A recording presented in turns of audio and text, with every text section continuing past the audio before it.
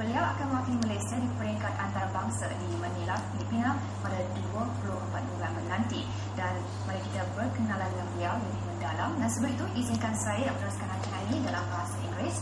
Firstly, thank you, Deviyah, for coming on the show and congratulations on winning the Miss Earth pageant title. Thank you very much for having me. How has it been so far here? It's been a very good experience altogether, and I'm very thankful that I won the title in the first place.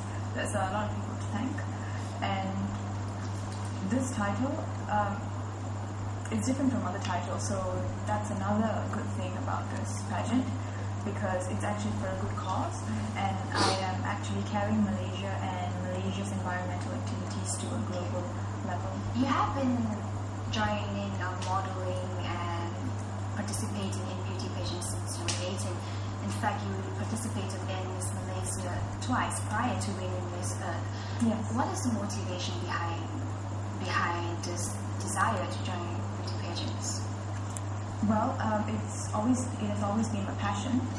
I think because I have been watching pageants since a very young age, like 5 or 6 on TV. So you know the Miss World and the Miss Universe pageants on TV, and also my mom was interested in beauty pageants with her when she was young as well. So I think that kind of motivated me, and I steered to the same interests as well. So that's why I joined beauty pageants. But beauty pageants, it actually is a very good platform for girls because it shows how confident a girl is, and it tests her brilliance as well. It's not only based on beauty, it's not only judged based on beauty, it's also judged based on her intelligence. Okay, how would you compare, say, we have a few different franchises, Miss Malaysia, we have Miss World, we have Miss Earth, the one that you have won. Exactly. And each of this pageant supports different causes, and of course Miss Earth, it supports environmental issues. But let's talk about the correlation of attaching beauty to a purpose, because anyone can champion a purpose, but for a pageant you have a platform for you to do that. And for you, why do you see that the importance of a beauty pageant in championing a cause? What makes it different from, say, a normal campaign and, say, an NGO or a green campaign?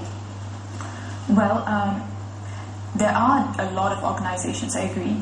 But the thing about beauty pageant is it also supports, or it also flaunts femininity, how beautiful the female gender is. And through that, like beauty pageants mainly focuses on that. So by doing this, at the same time, they're also supporting a cause. So by when you support a cause, it actually tests the girl, the winner, how patient she is to tolerate all these things. So it's actually something to do with personal or inner patience or inner motivation. Why would you say that beauty pageant, the platform itself, do you see that as a more effective way to tell the message across to the audience? There are so many effective ways, but beauty pageant is one way how we can do it. See, a lot of people have different talents, and some girls really can make use of our beauty. Those who are gifted with beauty, we can make use of our beauty. But like I said, it's not only beauty, it's also intelligence. Right. So it's how we approach the society, how we connect to them, and what we do for them is what matters the most. Okay, and as a singular person, a singular force, one person like yourself, how would you reckon that even winning a title like that would help change the community? Maybe you are very passionate with environmental issues, but as one person, as a beauty pageant title holder, what can you do? Well, what I can do is I can, since I'm representing Malaysia in the global level, so I think that gives me a little bit of power. So I will be like a Malaysian ambassador at the international level, not only to share to the world about our culture and traditions and our integrity. I also will spread the environmental knowledge that Malaysia the environmental activities or efforts that Malaysia is taking in order to, proceed to a greener future. Okay, and what do you think are some of the green issues? I mean, we always talk about climate change, we talk about how we can reduce pollution, but in the Malaysian context, where do you think is biggest concern? Let's say if you were to go to this international pageant and Exactly. they were to ask you this question, what is it that as a beauty pageant holder, when you come back to your country, what green issues would you look first? What is on top of the list for you? For now, Yes. we have a few environmental issues actually, mainly air pollution, deforestation, but considering that this year is an international energy conservation year, so Malaysia is having a few campaigns, exhibitions and fests to promote energy conservation to the world.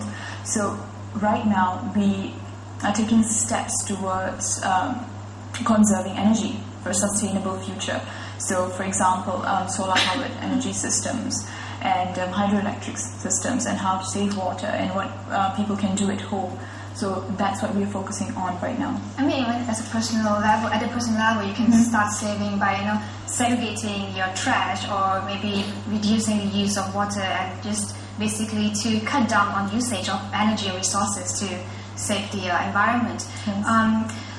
We like to go for the first commercial break first, but when we come back, I have someone on the line, because you mentioned earlier about beauty with a purpose, beauty with a cause is a prerequisite when you join a beauty pageant. But what is more important is the intelligence, that with the strength to actually compete with 100 over women who are probably have nicer body, they're taller than you, but to stand out and to win that pageant is entirely different. Very different. They are very different straight altogether. We'll go for the first commercial break. We will come back shortly with a phoner with Deviyah Daranee. She is a pageant trainer, and let's hear from her what she has to say about that. See you in a bit.